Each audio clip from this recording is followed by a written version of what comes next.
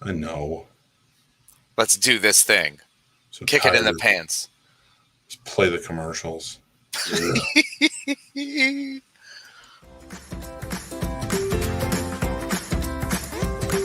Go and check out Kimball's Cookies. They're on Facebook. Kimball's Cookies on Facebook. They are wonderful and delicious and amazingly decorated. Anything you want to add, Case?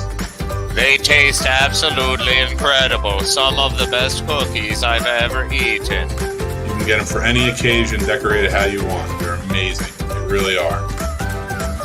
This is the worst reading for a commercial ever. I love it. Terrible readings.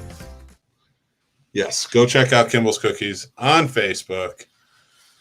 Because why not? Because they are fantastic and brilliant and beautiful. And of course, we also wouldn't be here without our other incredible sponsor, Manscaped. Manscaped.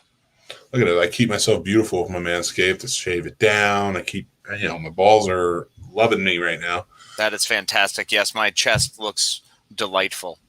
Cleared straight up. I saw you this weekend, and you looked brilliant. Well, thank you. Your shaft looks 17 feet long because you shaved away that bush. It's all angles. That Amazon rainforest. So, and Manscaped did the job. And I will tell you guys something. It's pretty sexy. The lawnmower, pretty money. And thank you. Thank you. Dude, he had a couple of the snipes loving him this weekend. Definitely. Life was good. Life was good. It was really good. Made a lot of good bonds. Yes, but before we get there, I will say, go check out Manscaped, everybody. Go to manscaped.com. Get your devices now. They have tons of stuff to take care of you. I wear the underwear. I have the mat. I have the weed whacker, the lawnmower, all of the beautiful, wonderful deodorants and everything else. Go check them out. Use promo code SNOBS for 20% off your order and free shipping. Check them out. So what's going on, everybody? Welcome to Scene Snobs podcast. I am Mick Manhattan, and of course, joined as always by my first aid material, the Madman. How you doing, buddy? I'm marvelous. How are you, sir? It's a pleasure. Good evening, everyone. Good evening. It's been so long since I've seen you.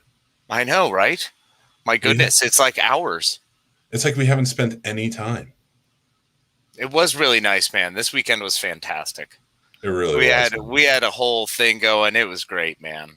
Oh, and I do love the love that we're getting. Jason's here. You're so good. He Hi, says, buddy. Yay.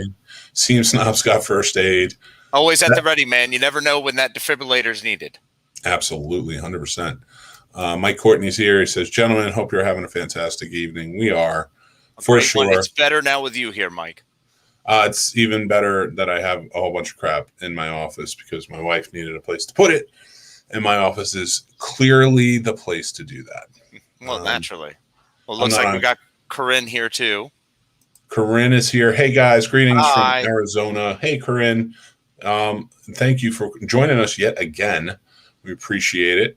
We're having some fun, man. We had a great time this weekend. So for anybody who wasn't aware, I don't know how you can be and follow us anywhere. We were the representatives for the virtual side of the Carolina Fear Fest. Yes, we were. We were live both days of the Carolina Fear Fest. For what, like, I think the total was 18 hours. Something along those lines. Yeah, it was a fair chunk. It was so much fun. We had truly, truly amazing guests jump on from all walks of life. Great experiences. Just met so many cool people. It was so much fun and just good to be out. It was so exhilarating to be like humans and everyone. 100%, man. I mean, the place was really busy, really well done, very well put together. Awesome organization. We love talking to the vendors, talking to the guests, the celebrities that were there. Everybody was really just sweet and accommodating and nice and took care of us really well. Yeah. Mike Courtney says, really loving Casey's new apartment wall decor. Right? It is a big deal going from like Han Solo and Spider-Man and Gowron to first aid and a defibrillator, you know. And I just everybody like to keep everyone on their toes. You know, never know what's coming next.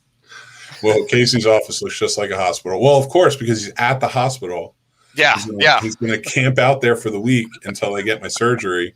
Yep. And he's just gonna hang out. And I've got to make sure that his place is prepped. So I'm here doing prep work on site, making sure that, you know, the doctors are cleared. I'm verifying. They're going to be cutting my boy open. I got to make sure we're good. Well, yeah, you're gonna sit there and like, all right, we're gonna do a show. Oh, I just get out of the surgery. It's like, oh, come on, buddy. God, you doped up would be hilarious. Just an hour of you rambling. And then there's Mick. There's just Mick's boring office, Devin.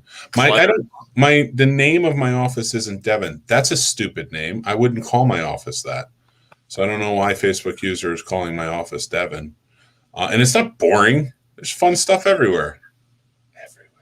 Everywhere. That's why if I was going to name it something, I wouldn't name it something like Boring Devin. And we got even more stuff this weekend. Yeah, we did get it. I haven't taken the boxes yet, which I will do, and everybody will yell at me, but I don't care because the rest of them are out of boxes right there. I got these two I've been looking for forever. I'm so excited for that Michael Myers one. My movie maniacs, Michael Myers and Ghostface. And it's truly just awesome to find them, and they're going to go in my collection. You'll have to excuse my sound today. I was putting my board back together and everything, and right before the show wasn't going on, so I'm using the stupid camera on the camera mic. Yeah, it was pretty terrifying, 2 minutes before we go live and watching Mick just mad. And just so upset. It was fantastic. Facebook user says, rude. I heard it's an amazing name, like the amazing guy on the Fandom Effect. What's that? What's that? Show. It's a show? It's on TV? No, a podcast. Oh, there's too many of them. Oh, man. That just seems a bit rude. He is rude. Yeah, Facebook user. What's up, rude dude? Jesus Taylor says, so jealous of Ghostface. Great pickups, man. Yeah, and I also picked up this amazing little piece right here. Just get it off. Get it off screen. Casey loves it. No, those are the worst things ever. There's no need to ever own one. Its only purpose is to mess with people. And thank God you didn't get the one that's actually a puzzle. Yep, I mean, there it that's is right cool. there. Pinhead and I just hanging out with the puzzle box. Yep. Great. And he was like, is this pleasure for you? And I was like, oh, yeah, it is. Yeah, because nothing bad can happen there in that scenario. No, Look, I don't believe that horror movies are real. I'm well aware that horror movies are not real. Pinhead's real. The Cenobites are real. You can't convince me otherwise. That's what's going to happen one day if you mess around with ancient Mayan puzzle boxes. Yeah, no, man, this is so much fun. I think I'm going to actually try and solve it right now. Is that cool? I heard that anybody watching while I do that this is terrible. Is going to die too. I don't know why I don't just drop out right now because Casey's just like, I'm out. It's not cool, man. It's not cool. Well, I've completely downloaded all the footage. I have edited into pieces that requires further editing, of course. So you will get a podcast from us out of it, and you will get interviews from us out of it. So, and I will share all of those as we go on throughout the month. But had some fantastic interviews. Oh yeah. Great Casey people. Actually got to do an impression off with Ross Marquand, and it was truly fun. So I can't wait for you guys to hear that one because they were both nailing it. It was fun. It kind of just turned into that back and forth, and I was like, "This is incredible!" Like this guy was awesome. It was so much, and he was so happy to talk voice work. Yeah. Oh, and such wonderful advice, and just whatever the 10 minutes we got with him was like, okay, learning stuff. We got 15 or 20 minutes with him for sure. I know he had a line at his table. He had a roll. I felt bad. I looked up because we had a straight shot to see his table, and that line was built, man. I was like, whoa. And he didn't want to go either. He was having fun. That was the best part. He was just kind of like everybody. That was the fun part about it. Like everybody who sat down with us was like, I don't want to go. Like Vernon Wells, you could tell because he just kept coming back. Oh man, he was wonderful. Rob Mello kept coming back. Rob Damien was kept coming great. back. Everyone was fantastic, and there were people who wanted to try to get by, and unfortunately, they were just very busy, and understandably so. There was a lot going on. Oh yeah, like Felissa just didn't have a moment to breathe all weekend. She was slammed all weekend. Yeah, those panels. Two movie premieres, all the panels. I mean, she did like 4 or 5 panels.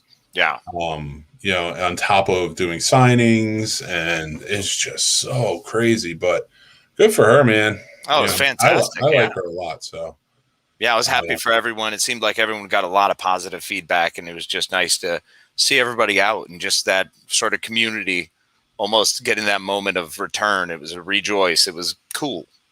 Good reunion time. We played a little game at the convention where we each took $20 and saw who can buy the most stuff. God, you smoked me. I won. I got one. You did incredibly well.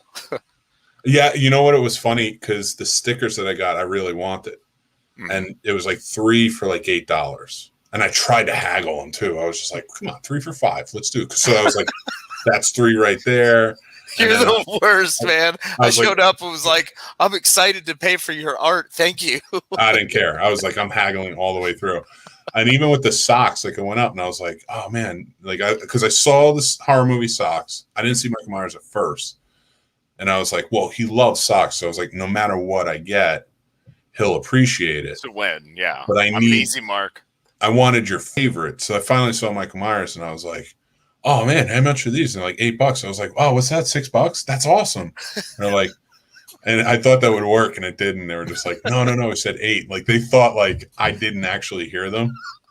And I was like, whatever. I want to keep going because I was like, I still got $4 left. And then I was like, all right, I already beat him. I don't want to like decimate him or anything. And I got him a gift, so we're good. But I want to screw with you, like big time. So of course, I ran right around from where the socks were to the other side where the puzzle box was. I was like, how much is that? And he was like, $15. I was like, I'll take it. I didn't even try to haggle that one. I was like, I'll take it. And I was like, boom, here's $15. And then I was like, all right, I'm going to Paul Taylor. And I run around to Paul Taylor to see if he'll take a picture of me just so I could do that to you, just so I could screw with you for that. And I'm so glad I did. Yeah, you nailed it.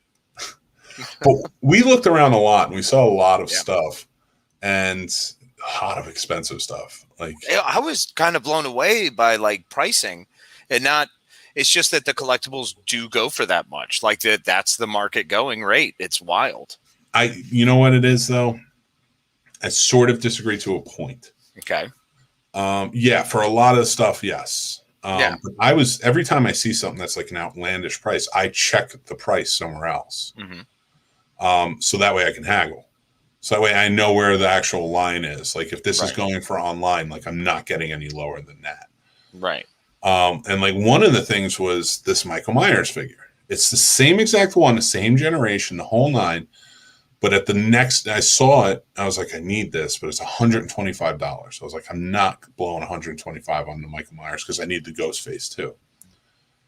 I go to another booth right over, and they have both of them, and it was for $100. And I was like, so both of these for $100, whereas one over here has for $125. So you know who's blowing out the deal, because I've been looking for him online forever. Right. And Michael Myers goes for all different prices. Like I don't think anybody really knows the movie Maniacs, like how much they should go for, or they might see it somewhere and like, all right, that's how much I'll sell for. Well, you also have to remember there's a quality issue. There's an aspect of grading. So if one is an exceptionally higher grade than the other, if there's a clear plastic here versus, a yellowed plastic, things like that. I mean, all of it matters. So there's a very good chance that is the going rate for that, say, 8.7 that it was versus what you picked up, which may be more like a 5.2, but you don't care because you're taking them out, so it doesn't matter. Here's the funny thing. So if you look at it, there's some yellows to it, but it's for the most part pretty clear. Yeah, that Michael Myers is actually really good condition. The other one for $125 was straight up yellow. Oh. And I was just like, yeah, this is old. Like this was stored somewhere to turn yellow. And I was like, this one was like, It had 60, but I got the 2 for a good deal. But like then I went over to the other side and they had some more Movie Maniacs because they had the T2 Arnold. Oh, nice, yeah. And I wanted that, but he had them for like $60 a piece. But he had like 9 of them, and I'm like, that makes no sense. It's not going to be $60 a piece for these if you have 9 of them, because that means there's a lot of them. That means I can go online and find it and it'll be fine. Right, but you got to remember, man, when they're looking at you with that price right then and there, people are paying it, right? Oh, yeah, well, not really, because he like the last day I checked to see if it would go down at all, and it was still like 9 of them, so nobody bought them. Fair. From that guy. Right, exactly. But there was plenty of stuff. There's some very cool stuff that I saw that, like, if I was ready to like put the money out for it, because it becomes do I need this? Like, these 2 are part of a collection. I've been looking for them for years. I haven't found them anywhere else, like online, and they're not in great condition and such. So I was like, all right, these are in good condition. I got them for $100. That's fine, because normally all the other ones I got were like 30, 35 a piece. Yeah. So for me, I was like, all right, I'll take these 2 because they're hard to find. And I think it really comes down to what is it valued at for you. If that's the value for you, then cool. That's what it's worth. And that's awesome. Freaking stoked for you, man. It's different for everyone. No, and it is. And I agree. But there comes a point at conventions where because everything's marked up anyway at a convention, automatically. You step in and it's marked up because they're trying to make their money. And I get that. And even stuff that is like made by them is marked up. Not putting that down. I get the business side of it. But there comes a point where it's just like, you got to do the research of what the other vendors have around you. That's what I'm saying about the one guy who had it for $125. It's like, well, there's another one right next to you that has it for like $50, not even like more than $50 cheaper. Yeah. Almost $75 cheaper. It's like, you're not going to maintain, dude. I mean, you might get somebody who's not going to go check.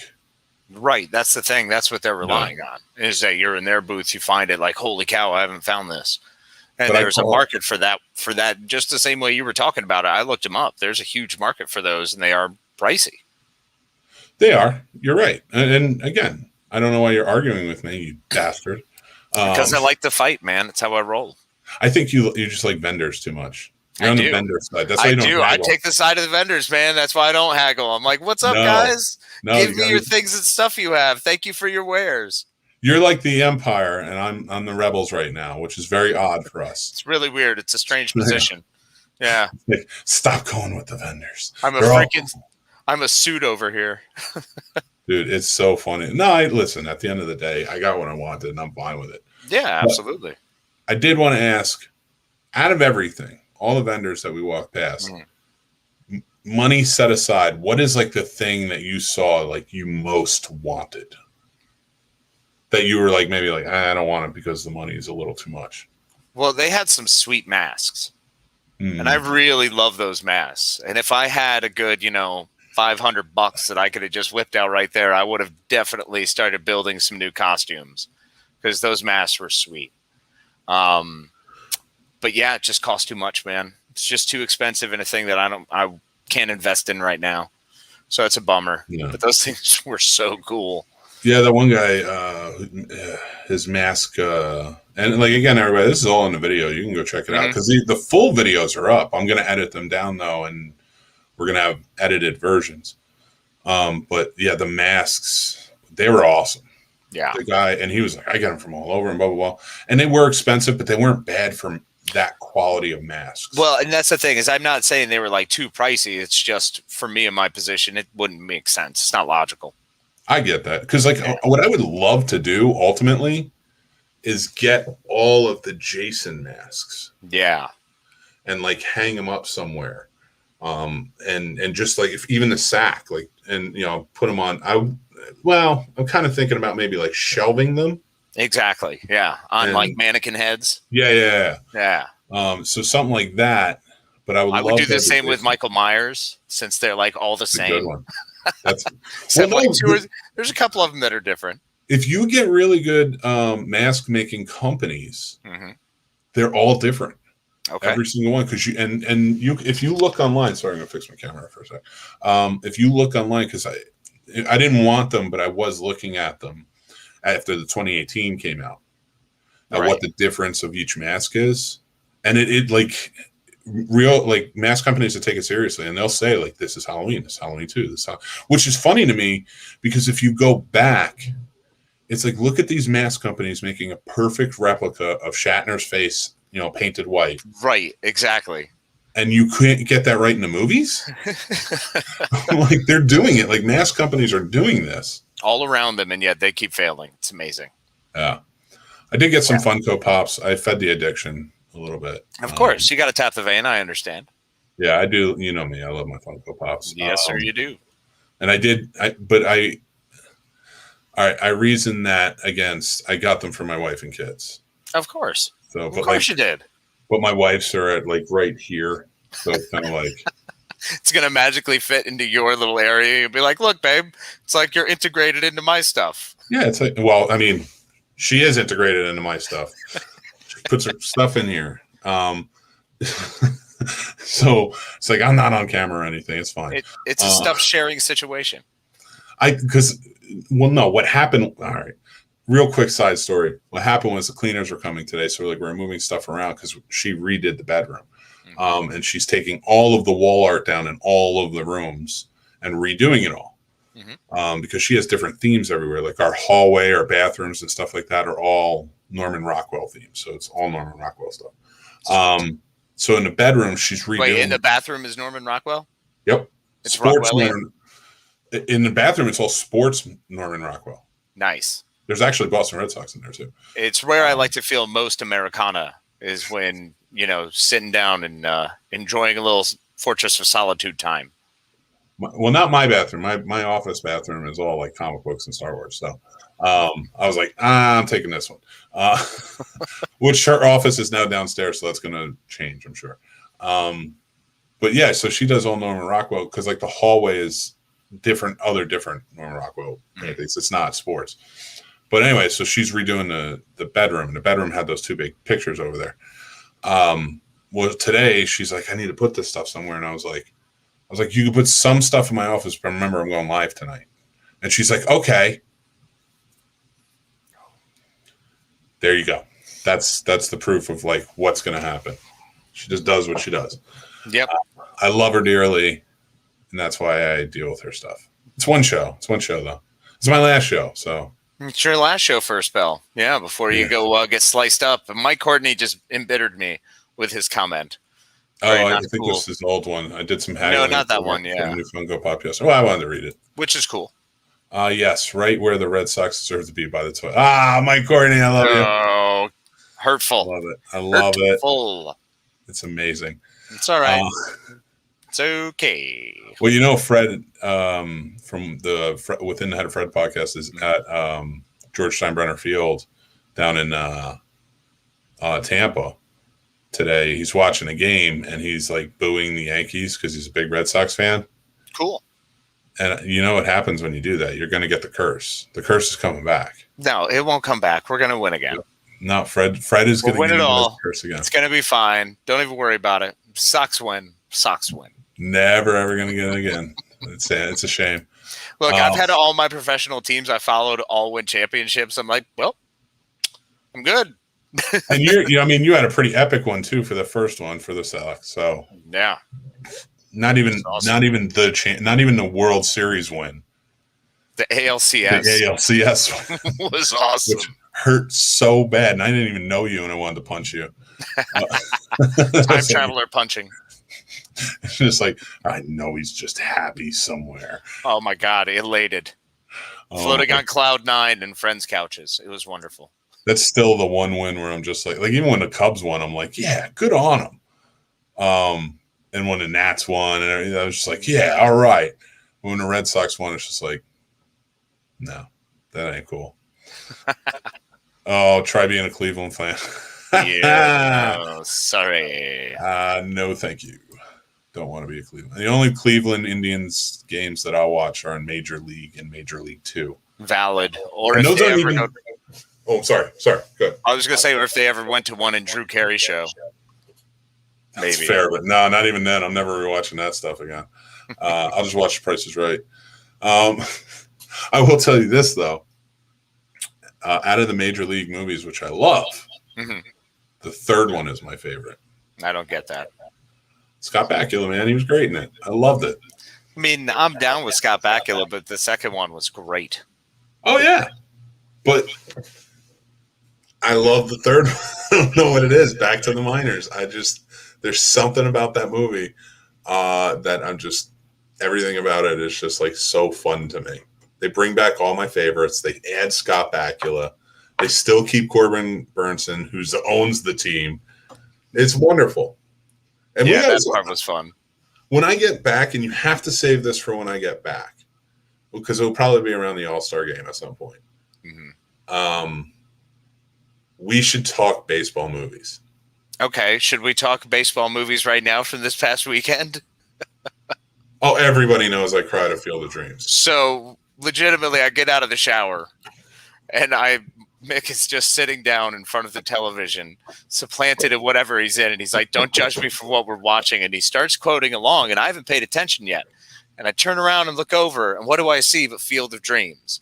Not just Field of Dreams, but the very end of Field of Dreams, where he's about to play catch with his father.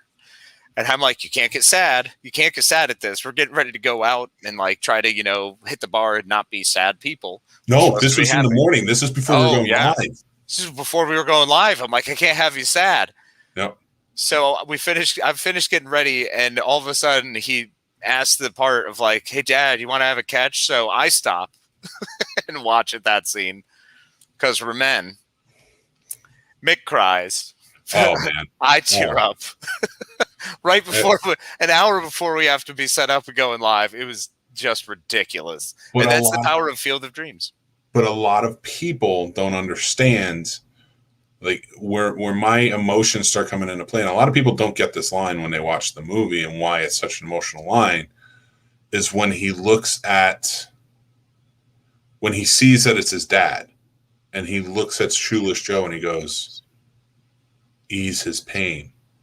And Shoeless Joe looks back and he's like, it was for you. And he's like, talking about his dad.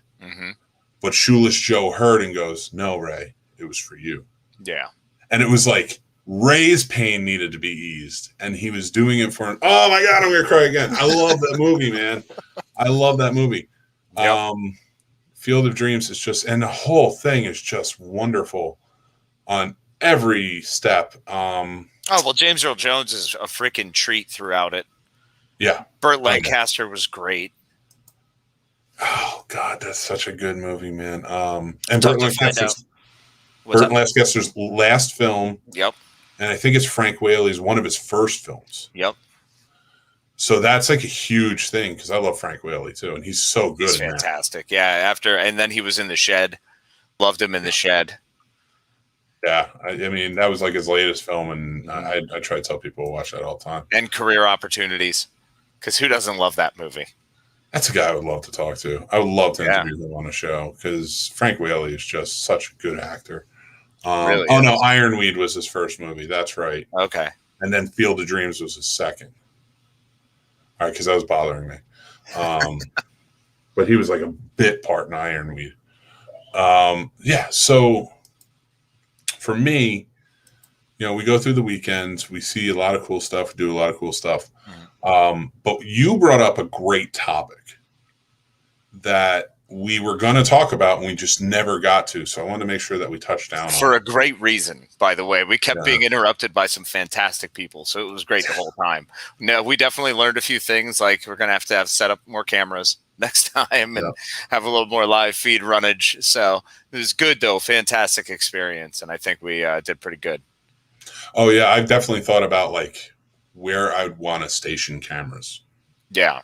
Because I just want static cameras in different places. And I definitely learned how to not shake at the start of panels. As a moderator. Yeah, you did great. That's one thing I'm going to say right now while people are listening. And you took the, because I'm in pain. I couldn't do them. You took the two 2 panels. Yeah. For the third one was taken by the other woman who Yeah, did yeah, who fantastic did a too. great job. Yeah, you took the Friday 13th panel, CJ Graham, and then you took the horror on TV panel, which was out of the blue. We weren't even Yeah, expecting that. And that was that was nuts. with Naomi Grossman, Ross Marquand, and Brian Krause, who's like a hero to you. And you Well, nailed let's it, dude. let's back off that. All right, he played a character on TV. It was a great character who was involved in my life for a long period of time. But No, I didn't say the character. Brian Krause, though, you really do appreciate Brian Krause. And listen, yeah, man, I think he's a fantastic actor, man. I love his acting. I love the characters he plays. I think he does a great job. And I always see there are certain people you see on screen, and it's like, oh, cool. I'm stoked to see Casper Van Dien. I'm always excited to see him on screen. Yeah. I'm just like, oh, cool. Like I get excited. Yeah, Brian dude, Krause is definitely one of those. that's nothing to shit on, man. Excuse me. Oh, that was bad. That was bad on camera. Right? What are you doing? For any potential podcast listeners later on. Really hope you all enjoyed that. We've got squeaks and screams coming later too. I'm a human being. No, but I'm a man. I'm a man. It's funny because I'm the size of an elephant. I'm wearing gray. Easy. But like there are plenty of actors. And that would be another really good topic too, is because there's so many I really appreciate. Like, okay, one is Michael Paré. Yes. He's one of my favorites of all time. Yep. People are always like, there are people who are like, who's Michael Paré? And like, they might remember him if they saw a movie. And I'm like, you're an idiot. Michael Paré is the best.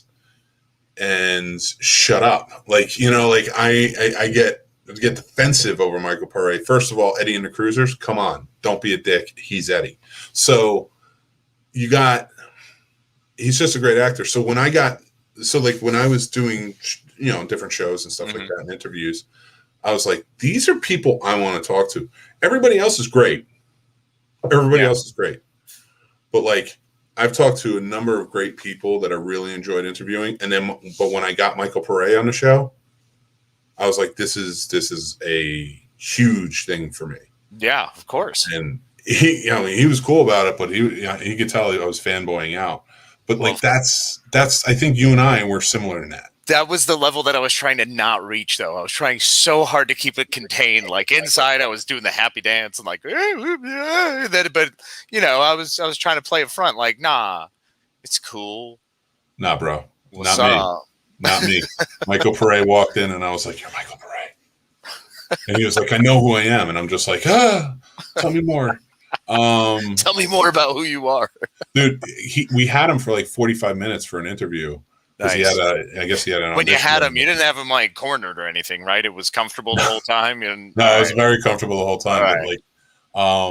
And I got to thank my buddy Brian for that from Pulling Focus, because we did it on Pulling Focus, and he got it. And he got it because I told him, I was like, I am going to watch Eddie and the Cruisers. You know what? Screw it. I'm going to have a Michael Paré day. And he was like, what are you going to watch? I was like, I'm watching Eddie and the Cruisers, and I'm watching, of course, Streets of Fire, because it's the best movie of all time. And he's just like, Streets of Fire, man. I love Streets of Fire, and nobody will ever take that away from me. It is a great movie. I will watch that in Digstown all the time. Well, I mean, that's me. Give me Starship Troopers all day, every day. Yeah. And I get that.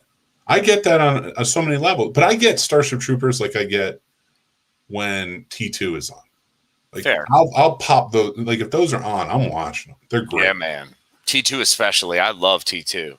There's something special about Streets of Fire and like Digstown and the Warriors and stuff like that. Mm-hmm. When I watch it, it's like nobody else gets this but me. It's your own private Idaho. It really is my own heroin addiction for sure. 100%. Paul Dunn is here, man. Paul, what's up, buddy? Baby. Great Thank guys. You. We're gonna have an interview with come out with them, their show. We can't wait to have them on again and be on theirs if they'll ever accept us, for sure. Maybe one day. Yeah, man. One day, like, you find movies.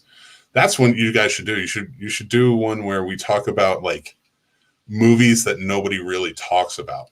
And I always like that one all day long. Casey will too.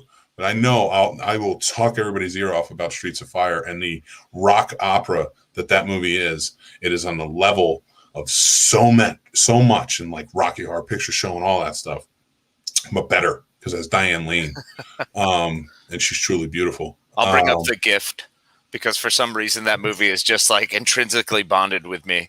But you remember when it came out, like that's because Katie Holmes was naked in it, and she was on Dawson's Creek, and that was a big thing. That was the big thing. But then, like watching it, it's like, but this is a fantastic flick, guys. It's so good and so many different levels. And Cate Blanchett was awesome in it.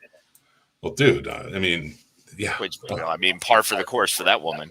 And she was that was like an early role of stardom for her. Yeah, because I think that was like right before it was pre-Elizabeth. What was the big one? The one where it was 2000, so it was before the first the little guys running around with the ring, Lord of the Rings. Little guys running around with the ring. Great. I forgot. That's not insulting people. That's not. They're not people. They're like they're hobbits. Easy. Dwarves were the other one. Correct. Hobbits. Mountain race. Hobbitses. No, I was not being offensive. I was calling them what they were in the movie. Hi, Jonathan Lopez. Hey, Jonathan Lopez. What's going on, buddy? Hello to you. I did just look up The Gift, though, and I did not realize that it was directed by Sam Raimi. Yep. Hence another reason I love it. Does great work, of course. Oh, yeah. Drag Me to Hell is still one of my favorites. I mean, we're not going to name Spider-Man 3, but whatever. I don't know what you're talking about. Oh, let me ask you this real quick before we get into our topic tonight. Yes. Tommy, my 9-year-old, is getting really into, because Spider-Man No Way Home has so many rumors about Andrew Garfield and Tobey Maguire being a part of it, and not Spider-Verse and everything. He has a lot of questions about seeing the movies. And I'm like, of course, I get that. Do I show him Spider-Man 3? I mean, I feel like you kind of have to. And the reason you have to is when you show them Amazing Spider-Man 1 and 2, you go, there's a reason they never had a third. And then, you know what I'm saying? Yeah. You got to play into it so that way it builds up. This is the next Spider-Man 3. Here's hoping it doesn't suck. And you know what's funny? He actually asked that today because we're watching all of the Marvel movies, but by character. Okay, interesting. Yeah, because we started with Avengers. Right. Went through with all the Avengers movies. Then we did all the Captain America movies. Now we're doing all the Iron Man movies. And then I told him, I was like, I would like to do the Spider-Man movies because the trailer is coming out. Right. And he was like, well, I'd like to watch all of the Spider-Man movies. And he was like, how come there's 3 Spider-Man? I was like, that's a hard tale to tell. So I was just like, Tobey Maguire did it. Then he didn't want to do it anymore.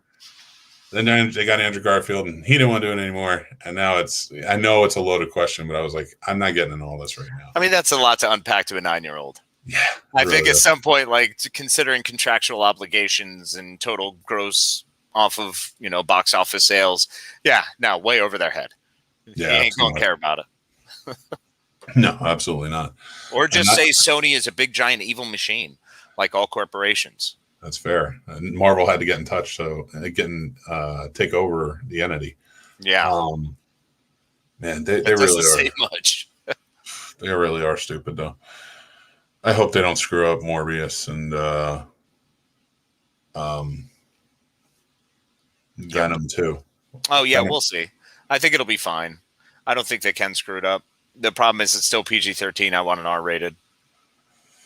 Yeah, I don't mind if it's PG-13 if you put Spider-Man in it. That's fair. Other than that, then make it R-rated. If you're not doing Spider-Man, then no tie-in. Then if you want the tie-in, then you definitely have to keep it PG-13 because kids are going to want to see it, and there should be a age range that should be acceptable for them to go check it out. Because Spider-Man is one of the most popular for that age range. Was for me. Yeah, loved it. Kidding me? Nerdy kid who gets bit by a spider and gets super radioactive powers. That's freaking awesome. Truly beautiful thing. It really would have really enjoyed that. Would have been a lot cooler.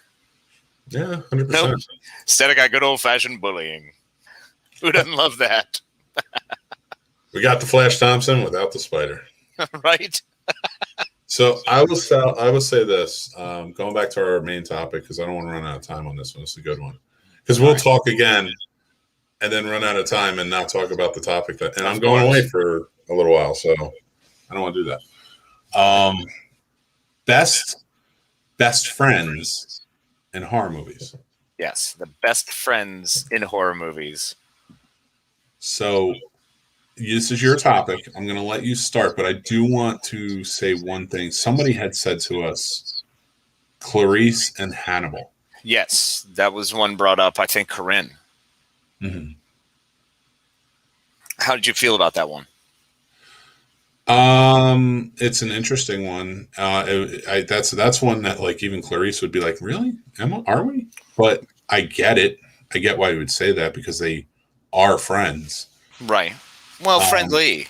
I mean, he's using her and he's a psychopath. So does he really have the ability to create those kinds of bonds, or is it all for show? Yeah. That's why I feel it's really difficult with a psychopath to consider them friends. Much in the Billy and Stu vein. Like, Stu was fantastic friends with Billy, but Billy was ready to sell him out in a moment's notice to use that as his backup. Yes, I mean, Stu straight up was like, I'll murder people with you, yeah. Yeah, that was his boy. He was committed to it. But he was committed to Billy. Billy was not committed to Stu. So it's that same level. Like, if you can't be that tight with a psychopath, you can't. Yeah, you can't trust that friendship. Although Paul Dunn brings up a good point. Simon Pegg and Nick Frost and Shaun of the Dead, they were. That is best friends. That is a fantastic example of best friends. Could not agree more with that example. He becomes a freaking zombie and he still keeps him up. Yeah. You know, he still chains him up and keeps him there. It's like, yeah, that's a kinship.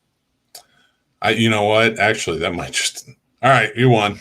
Kind of blows it out the rest out of the water.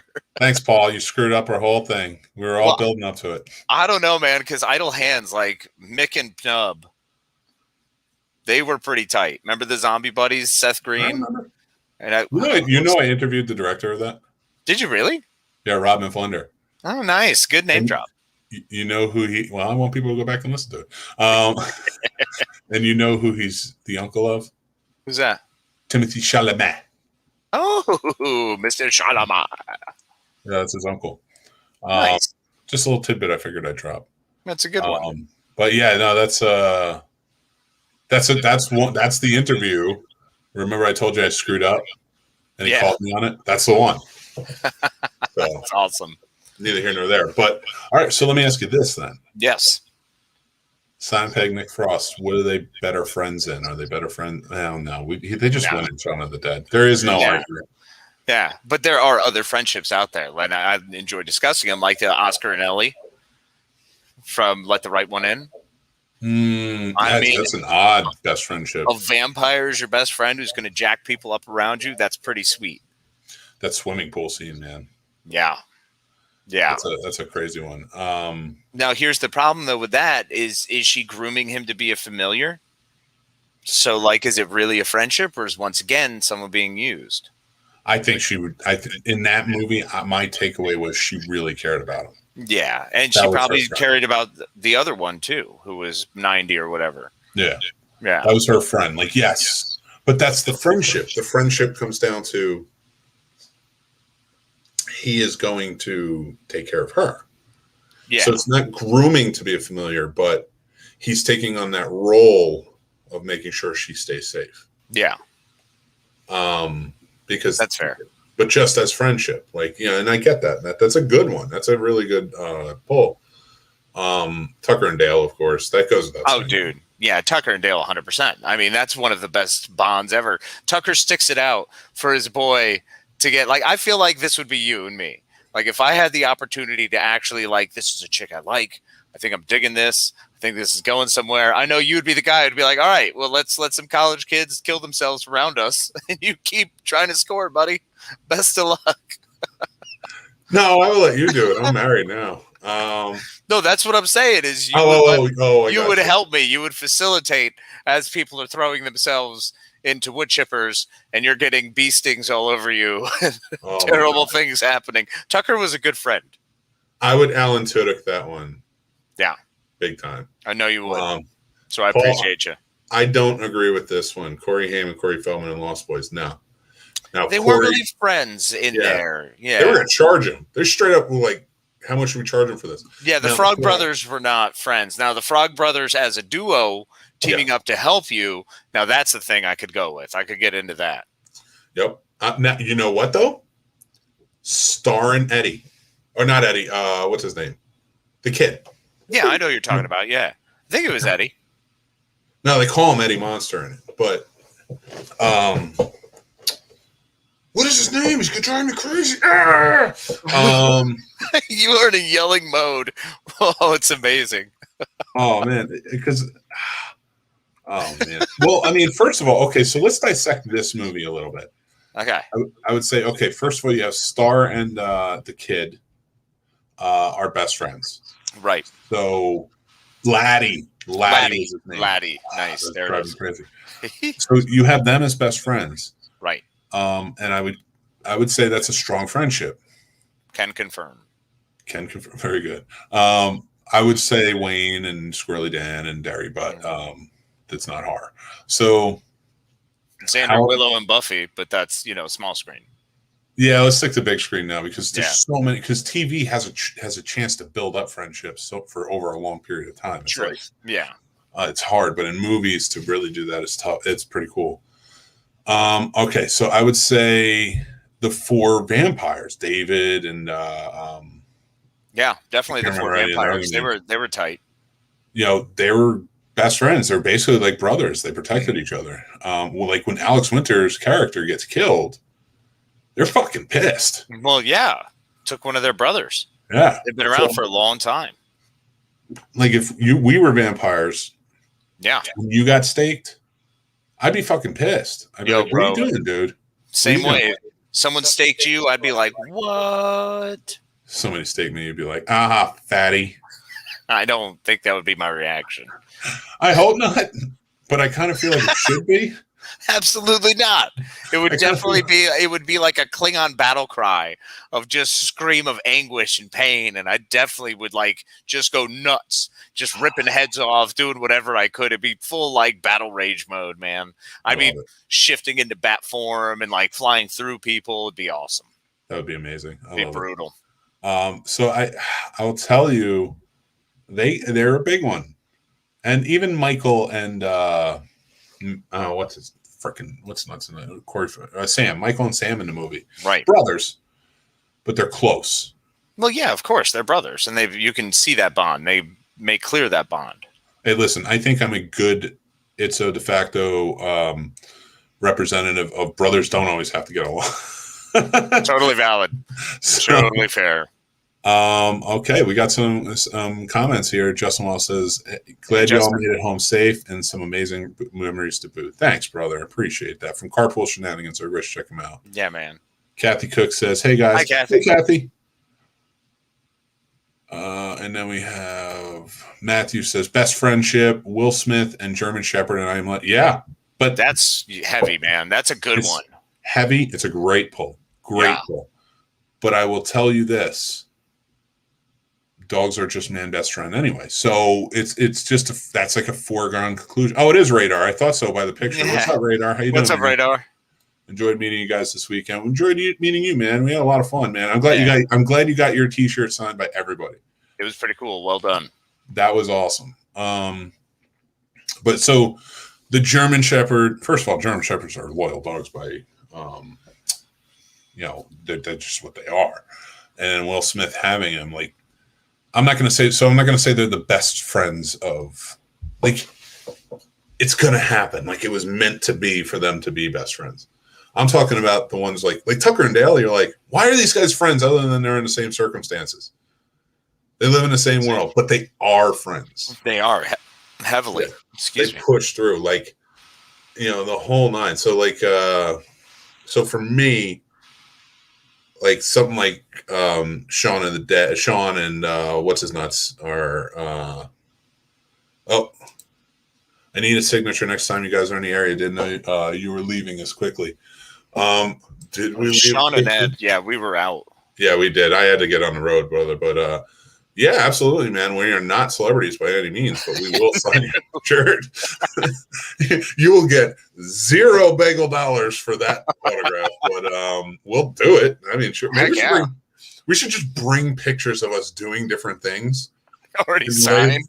lay them out and just be like, oh yeah, you want a picture and an autograph? And just like $20, no problem. Like we'll be the cheapest ones there. No. And then when everybody's like, man, I don't remember you from this. You wouldn't. Don't worry about that. I can't in good conscience do that. Like $5 tops.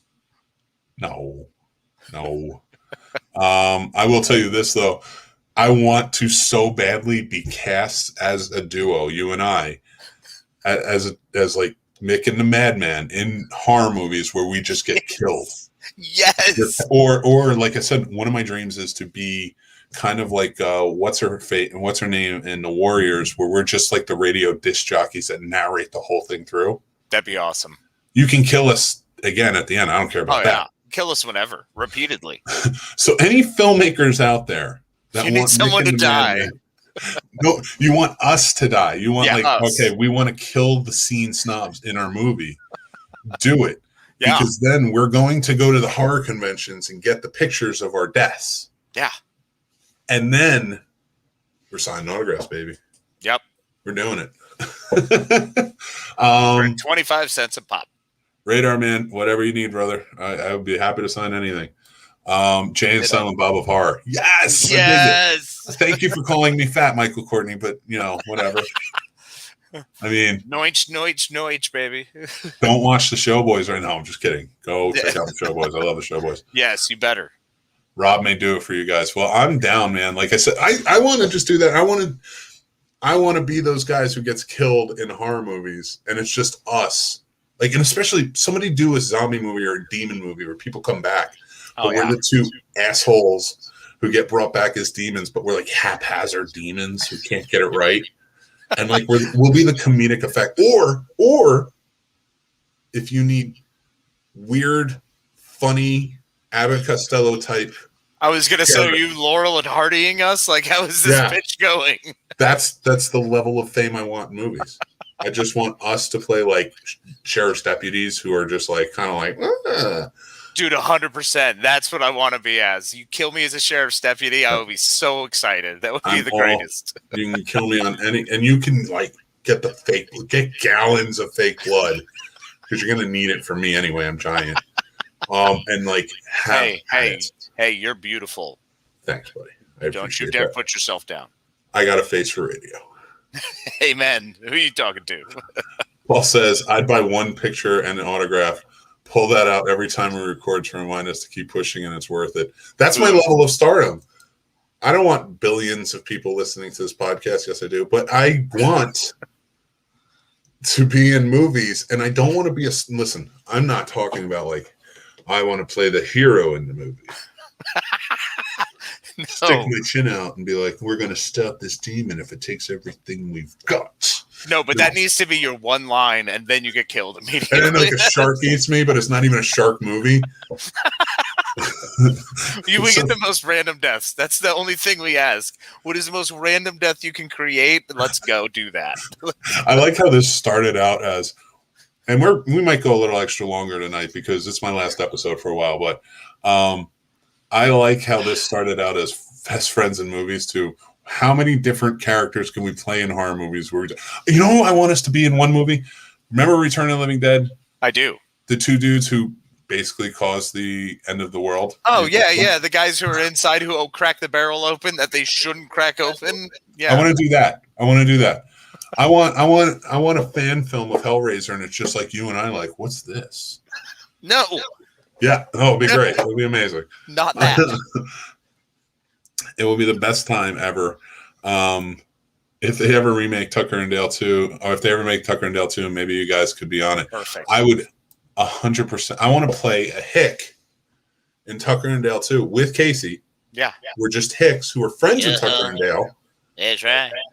And like our whole status in the entire thing is like we just sit outside the general store and we make jokes about what's going on. Well, because we just done comed up, I watched all these city folk coming on through here and don't even know how to pump their own gas with these here pumps. Yeah, we got them ready. I want people locked and loaded. tell people to write their local indie horror filmmakers and to put the Scene Snobs in their movie. And again, we are not against dying. We don't want to be the heroes. We don't want to be the stars. We don't want to be the crux that gets everything solved. No. We want to have the most meaningless deaths possible. Yes, if you need numbers, if you need sheer numbers to be pumped up in your death scenes, we're in. I want pictures upon pictures on our tables at these conventions to say this is our lot in life. Just to be killed. We don't even get paid for these movies. This is what we do. We just have fun with it. That's it. Radar says accidentally kill and then later just two totally different characters and killed again. Yeah, I'm okay two people in the kitchen randomly were just in the background as it gets lit on fire or something outrageous.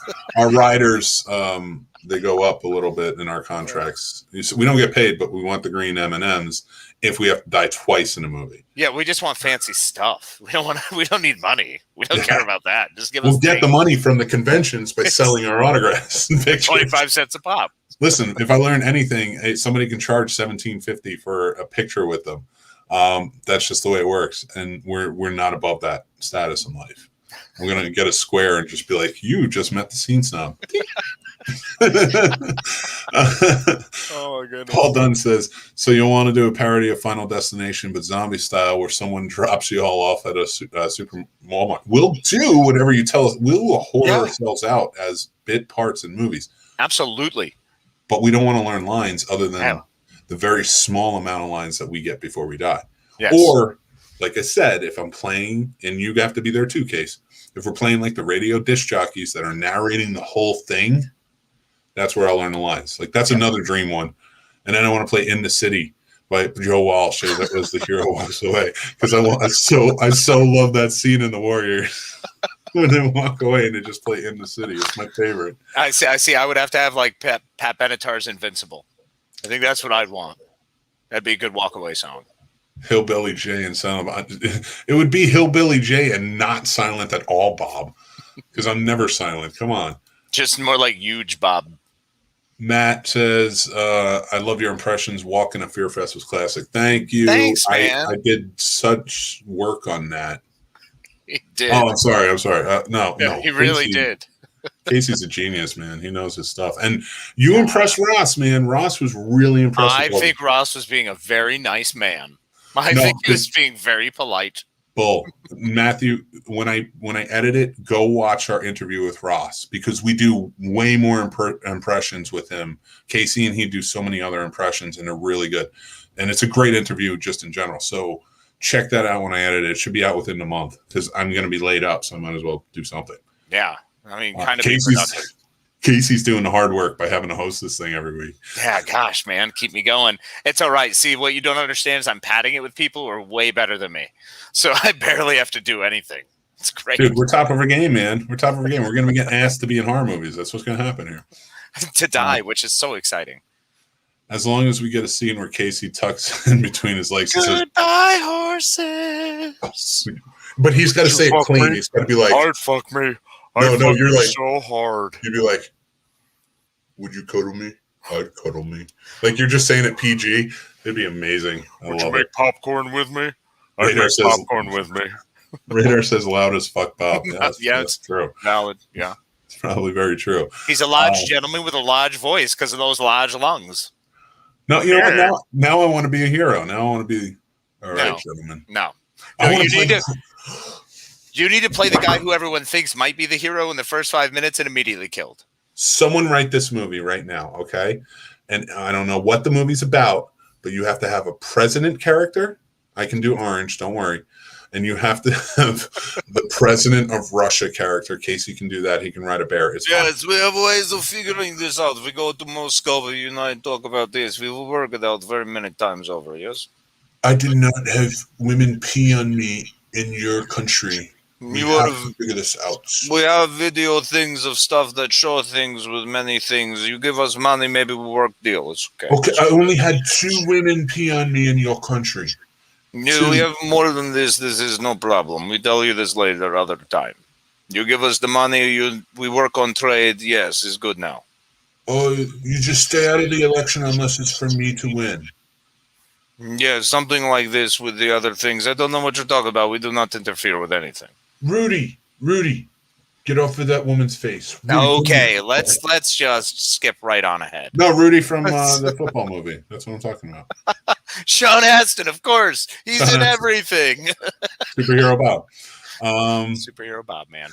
I'm telling you, that would be a funny one. Not do those two, but like it would be funny if like somebody did a horror movie where the president's in it and I play the president and you play the other like I want to do there's scenes in movies that I want to kind of mimic. One of those being is Peter Sellers, one of the most brilliant comedians of all time. Phenomenal. In Doctor Strangelove, when he's talking to the Russian president on the phone, you don't hear the Russian president. Yuri, come on, Yuri. Oh, don't cry. No, don't. Oh, Dmitri, that's right. Dmitri, don't like yell. That, Dmitri, I think he's drunk. It's the best. Anybody who doesn't understand that, and him as the French. Oh no, officer. it's the British. It's yes, Captain Mandrake, I believe was the character. That's right, he was. British. Yes, Captain Mandrake, along with who was it from his Royal Air Force? It was along with Colonel Kilgore or whatever the guy, the general was. You know about rainwater, mangrove. Every role in that was truly fantastic. George C. Scott as like just. You can clearly see the pissed off character that he's been, but he plays it so well. Like he wants to just fight the Russians as hard as he can. It's amazing. I love everything about that movie, and it drives me nuts. People don't understand the satire in that. Oh, it's fantastic! It's one of the best. I want to make one of you two watching the door for someone, and then when he comes back, is everything good? Yeah, but while he was gone, all this crazy shit went down, and you two had to handle it.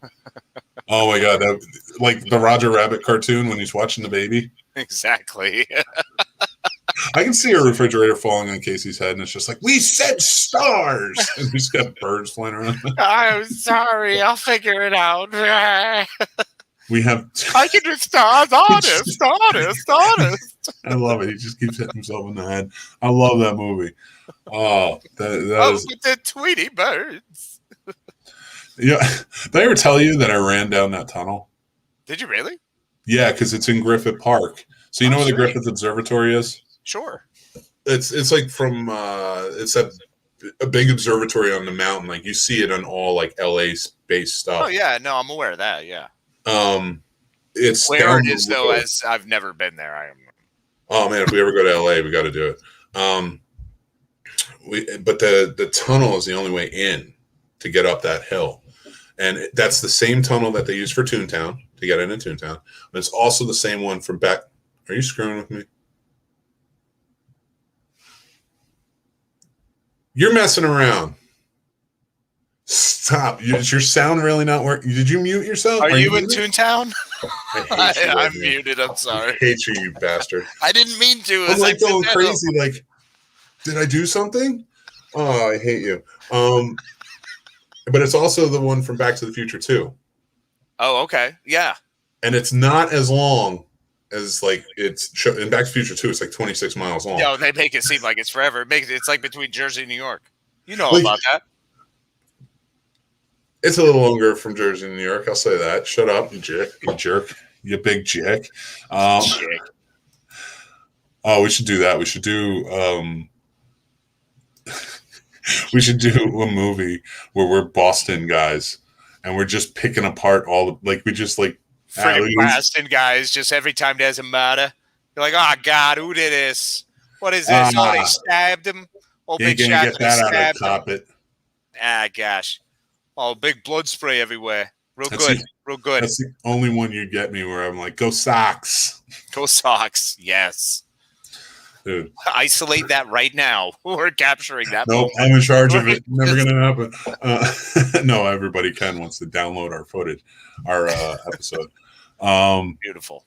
And I'm just going to be like, no, Casey's such a great impressionist. He was doing me. He throws his voice and everything. Dude, oh my God. I was so blown away by that. You did such a great job with those. No, man, Ross was incredible, man. Just listening to him. Stop He's complimenting amazing. him. Stop complimenting. We know he's great. I'm complimenting you. Just take the compliment. Well, thank you. Radar says, talk shit about all the Boston characters in movies. I'd watch that for $1. Okay. I'll do that. We can do the whole show on that. Yep. You mean just pick on... Let's just watch The Departed. Oh, can we do that? Of course we can. We can also watch Fever Pitch. Is that legal? No, is that legal? Can we provide commentary for movies like Riff Tracks does?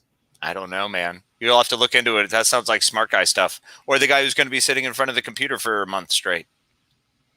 Dude, I'm all about watching The Departed, and let's just make fun of it. I'm in. All I can tear that apart. Yeah. Every time they show like a scene or like a shot of Boston, I'm like, that's not New York. And then we can destroy American Me.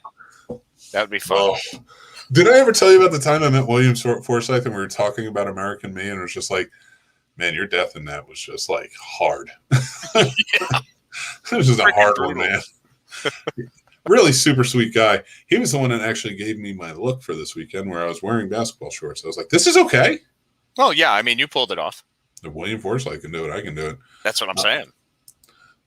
Paul said he'd listen and watch. There we go. That's 2 in. We're doing this. All right. Our next podcast is just make fun of. We'll just watch it, make fun of Departed, and then just be like, here's your companion piece. Yep. Go play it while you watch the movie. I'm fine with that. Casey, it just gives Casey and I another chance to hang out. I'm fine with it. So it's just going to be us on movie sets getting killed or making fun of people. Yeah. Somebody on the Scene Snobs network says, I'd watch that for sure. And I promise you, I didn't comment that, so I don't know who it was. I would absolutely watch that for sure. I love that. That's a great movie. But tearing it apart would be great. Oh, Justin wrote that. Okay. American Gangster would be fun to rip apart. I'm in. Whatever. Dude, let's just take great movies that we shouldn't rip apart and rip them apart. Let's do Gladiator. Of course. That's another one. That's a remote dropper for me, man. Anytime Gladiator's on, I'm like, well, I'm watching this. Oh, yeah. So but we got to rip it apart. You got to be like, yeah, I bet you Russell Crowe would have survived this if he had a cell phone. There's a little taste of what you're going to get with our movies. Like, could they please look into more legging? What's up with legging armor or the lack thereof? Goodness. All right. I'll tell you what, everybody watching right now, pick a movie you want us to do, and that will be our first one. We'll work on it throughout the month. Yeah, pick a movie. That will be our first one. Don't pick Field of Dreams because all you're going to get is crying sounds towards the last 10 minutes. It's just going to be sniffles for about a 5-minute period. As I'll try to rip it apart. I actually did. Yeah. While we were in the hotel room, I tried to mess with it and I couldn't. Right at that moment, I was like, I can't even say something bad here. Paul says The Shining with the please symbol. I would say yes to that, but that's low hanging fruit. That's an easy one to make fun of. It really be a good way to prime though. Get the prompt moving and grooving. Yeah, dude, I'll watch a 3-hour movie and then do that. I'll pick on it for sure. Oh, you just watch and do it along. Ooh, yeah. You got another one, Forrest Gump. That's I could rip that one away. Scream, my favorite. I like that. That would be fun to destroy. We can do these 3. Those should be the first 3. I like that. Yeah, and then you guys got to do the work by putting it up with the movie, but we'll record it while we watch the movie. Yes. Should we do that? Oh my God! Should we start this after July 1st? Yeah. Oh, absolutely. This is most definitely a July 1st thing because you have to get healed up first. All right. So here's the thing, people. We live in Virginia. Something big happens on July 1st, and I'd really like to be stoned to do this. And Cat's kind of out of the bag on that one. Yeah, well, you just said it. Legal. Weed is legal. A big thing's happening I'm not going to tell you about until I just tell you. You ain't got no legs. Yeah, so, man. And I think that's our first episode of the morning show, July 2nd. It would be. And that's, so, because we're going to do, so everybody watching now, we have BTB, which is hosted by us and a couple other friends, which is, we talk about movies, topics, specifically, cult classics, things like that. We talk about that stuff. And then we're going to have a morning show from 7 a.m. to 9 a.m. on Friday mornings. And that's going to be like your wake-up call. It's going to be fun, where we just make fun of all the news that's going on, basically. But July 2nd, the day after weed is legalized in Virginia, we're doing a special Smoke 'em Up show. And that's going to be our first show. And that's going to be hilarious. I'm telling you that now. Big times. Oh Big times. Very excited for it. we rehearsed for that one, and I couldn't figure out if I have a lazy eye or not. I still can't. He also just randomly jumps into random comments like, oh yeah, so this discussion we were having that we were never having. It's a strange time traveling thing. We gotta maybe just chill out, pump the brakes a little bit. We did really. Like, I was just like, yeah, so Casey and I were just talking about it. He's like, no, we weren't. I'm like, really? I mean, I'm sure at some point we were. That's the thing. Yeah, at some point, days ago. Yeah, we have lots of conversations, whether it's on camera or not. So we've established we're going to do a new show where we pick apart a movie. Not riff track style. They did do fun time. Oh, they do such a good job, yeah. But like, I think we should have our own spin where we just make fun of it. Yeah, absolutely. Yeah. We just belittle everything. Yeah. Just everything that happens, we're just going to be rude to. Like, no wonder Jack is mad in The Shining because of that hairline. Just really? That's the typewriter you have to write on? I'd feel miserable about life, too. Yeah, just might as well use a pencil at that point, stupid. Gosh. No, but yeah, typewriters were pointless. I don't understand them, but whatever. Made people feel smarter than other people. It really did. Yeah, so I like that. So, and I like those first three. The Shining, Forrest Gump, and Scream would be pretty funny. Radar says, so here's a question.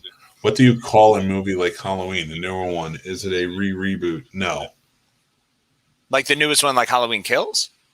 Well, no, because that's a 2018 sequel of the...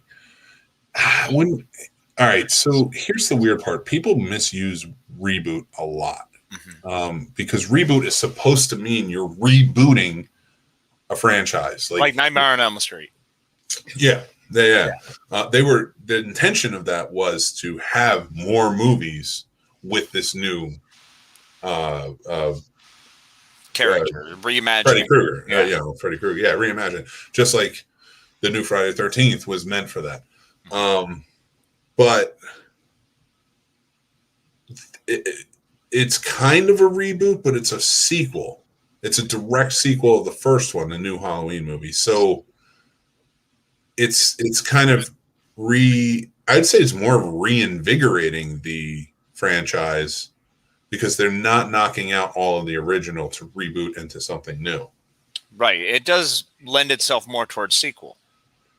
Yeah. It's just many years later, continuing on from H2O or whatever point you want to claim it to be.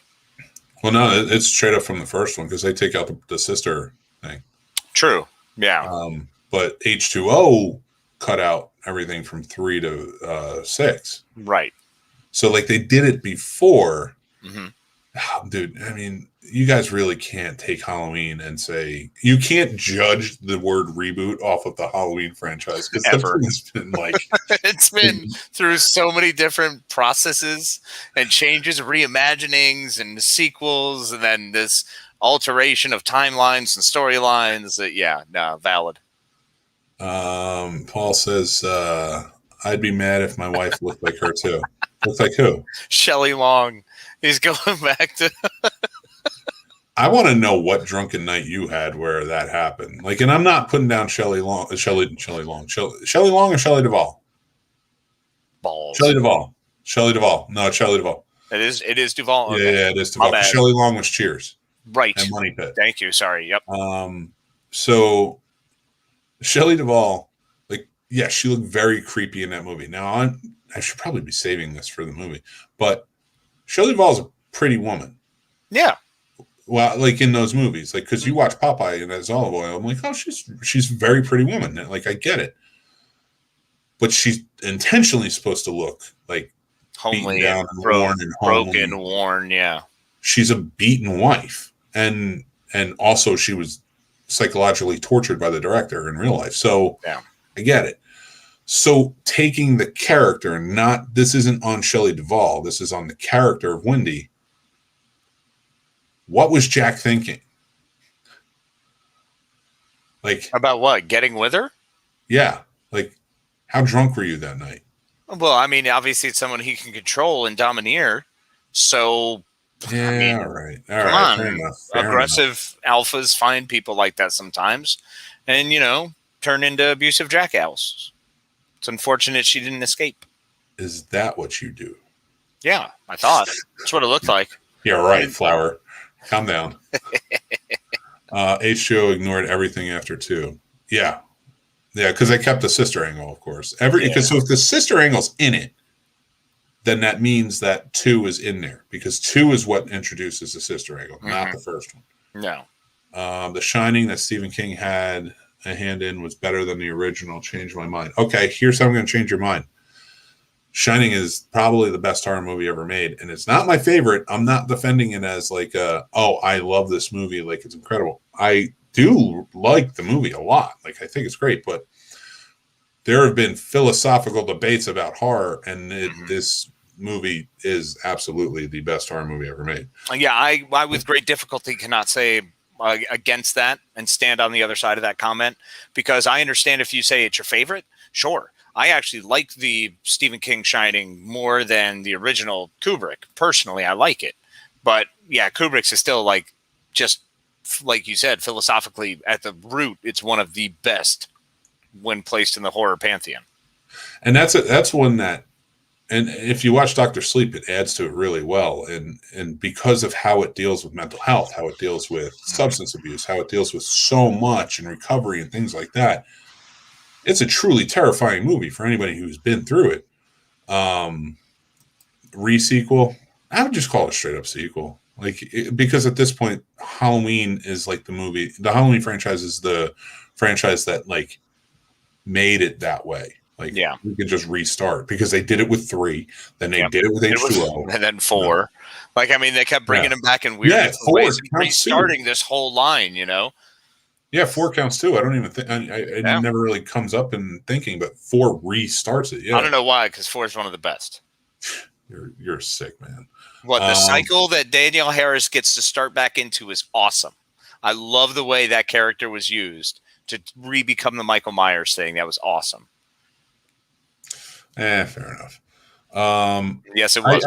4 is one that I go to and I do watch. Halloween time, like I watch it. Radar says he's fan of 3. I'm a fan of 3 too. I love 3. Yeah, it's great. Tom Atkins, fantastic. Yeah, and it's just a good movie. It is unfortunate that it's called Halloween 3, but at this point you can't get away from that. Yeah. And Curse made it canon. That's true. That says, I agree with you about liking the new one better, but the original being an all-time great. Like, so Dr. Sleep. Now, are we talking about Dr. Sleep or are we talking about the Stephen King? I'm talking about the miniseries one and then Dr. Sleep. So, because I like the Steven Weber. Yes, yeah. And I agree with you and Matthew. Like, I liked the miniseries.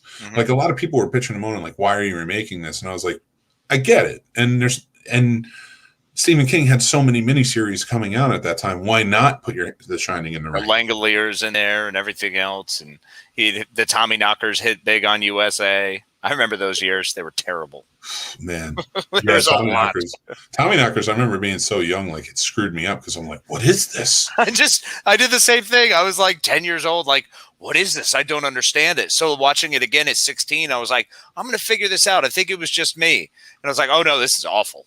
This is absolutely terrible. It never got better. And then watch it again at like 25 because I was just too hungover and couldn't reach the remote. So Tommy Knockers it was, and it was way worse. like The Stand I rewatched as an adult.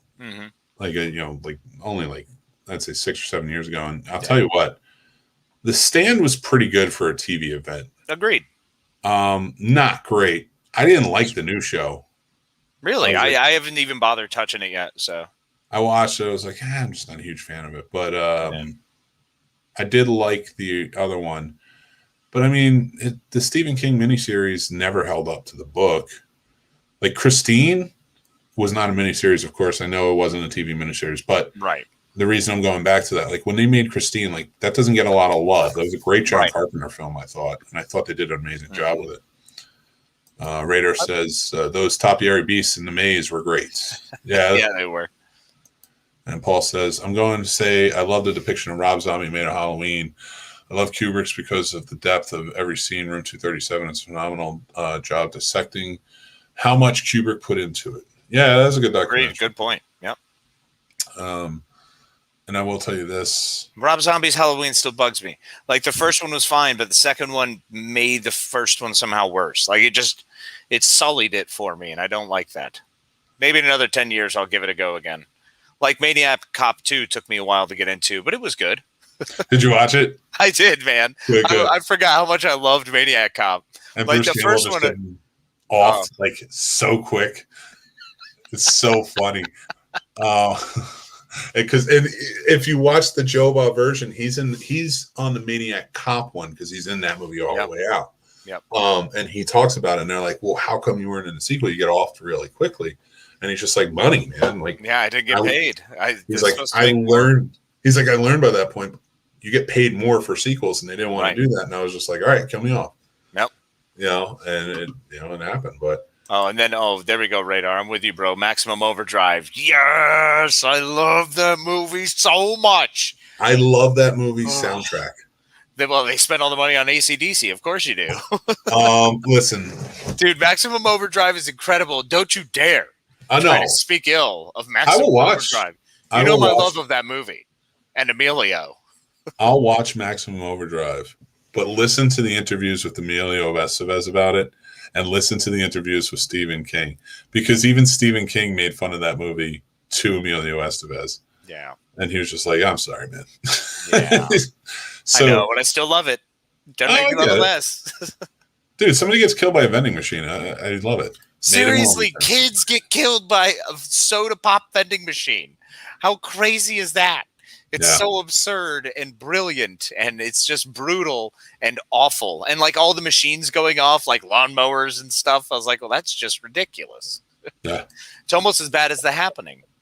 Almost. Paul, The Mist didn't get enough credit. The thing is, The Mist gets enough credit. The Mist, it does. People like The Mist. Mm-hmm. The problem is it's the same as kind of like, I don't know, any dark movie that you don't really want to talk about. Yeah, because you don't want to watch it that many times, because when you watch it the first time, it's jarring and it dislodges you and takes you so far out of your comfort zone that's really why you remember it.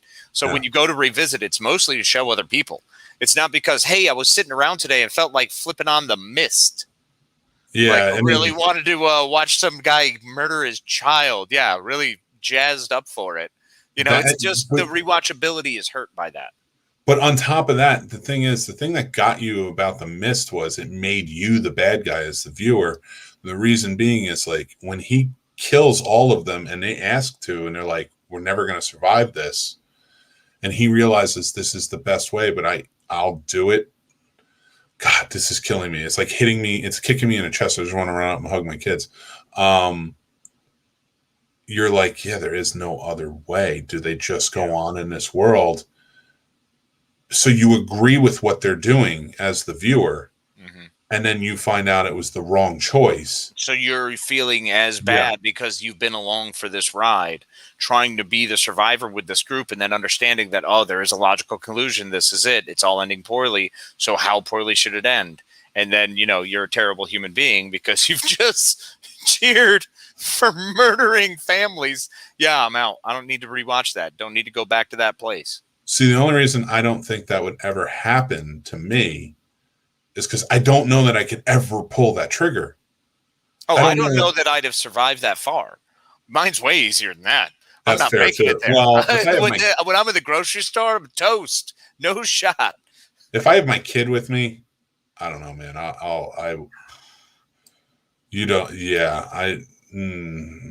I don't want to boast like I'm the man or anything, but like, of course you do. If it's not with me, all right, yeah, I'm probably not, because I don't care. I don't have that will. But that strength of will is fucking strong if he's with me. Yeah. And but I that strength of will is not strong enough to shoot. I'll tell you that much. I mean, it not takes a him. lot. That's some true belief. Scary thing about that, though, is was it ending because the army came or because the crazy bitch was right about a sacrifice? True story. Good spin. Yeah, but either way, you didn't want to be that sacrifice. No, I don't want to be there again. I'm good. Be very clear. I don't need that murderiness. That is for sure. And Paul says, you are right. It's super dark, morally devouring. I get it's different because I don't have kids, so I don't understand that connection of parental love. My go-to movie to flip on is always The Thing. Oh, yeah, The Thing is great. It's fantastic.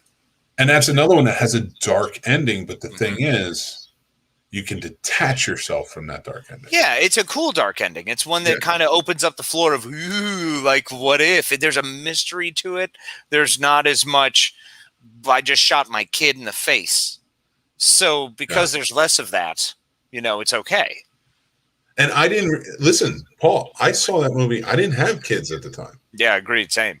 So I didn't have that feeling of, like, I'm the bad guy for saying, yeah, you did the right thing, because I didn't know that feeling of having kids, And even Casey has pointed this out to me in the past. Like, when he had kids and I didn't, he's just like, you don't have kids, you don't understand.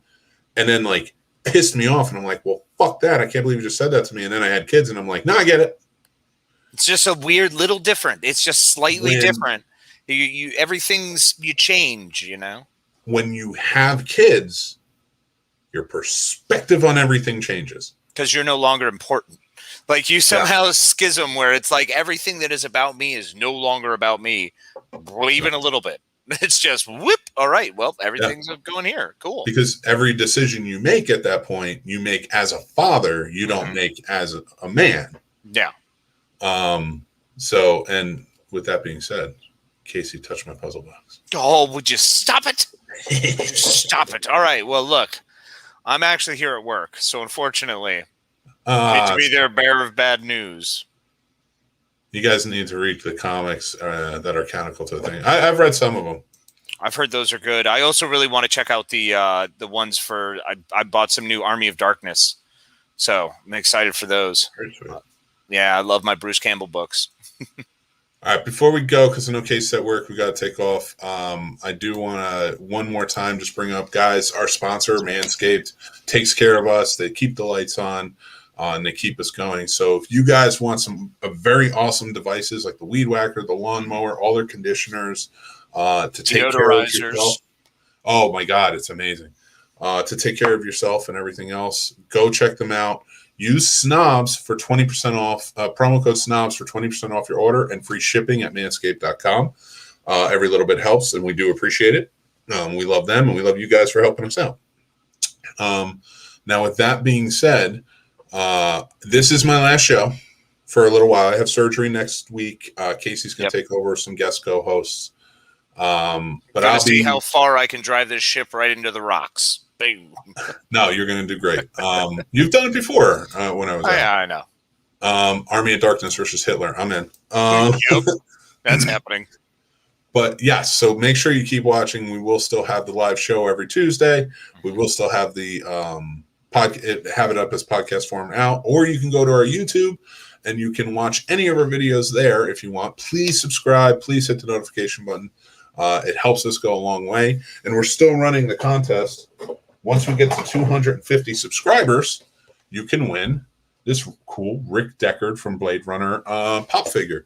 So gosh, I still wish I was in the running. You sure you don't want to change that pop figure to something else and just give that one to me? I mean, if you get me 250, I'll get you another one. So we'll do that. Paul says, good luck in any surgery. Prayers for you. Thank you, sir. Appreciate it.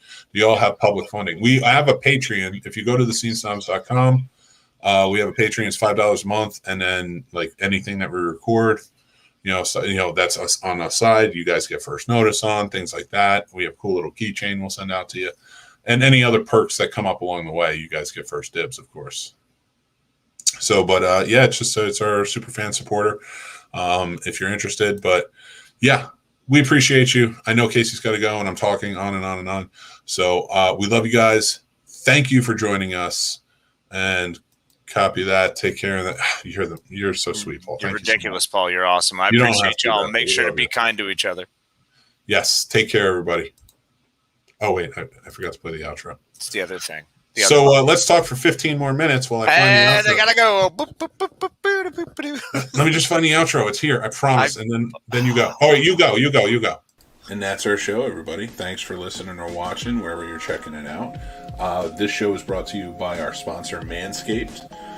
Go check them out. They are saving our balls, and they can save yours too, or somebody you care about. It's a pretty awesome device, so go check out what they got, the Lawnmower 3.0, the Weed Whacker, and more.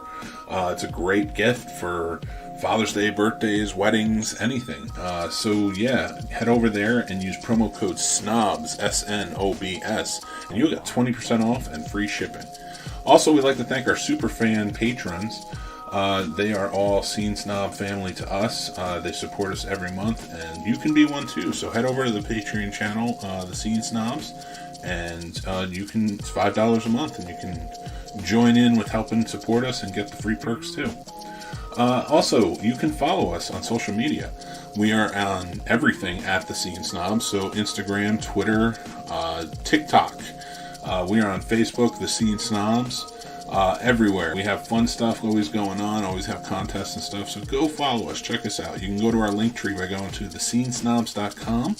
There's our link tree, there's our Patreon, there is all of our shows and the links for all of that, so thanks again for checking it out. Just head over to thescenesnobs.com where everything is, and we will talk to you soon.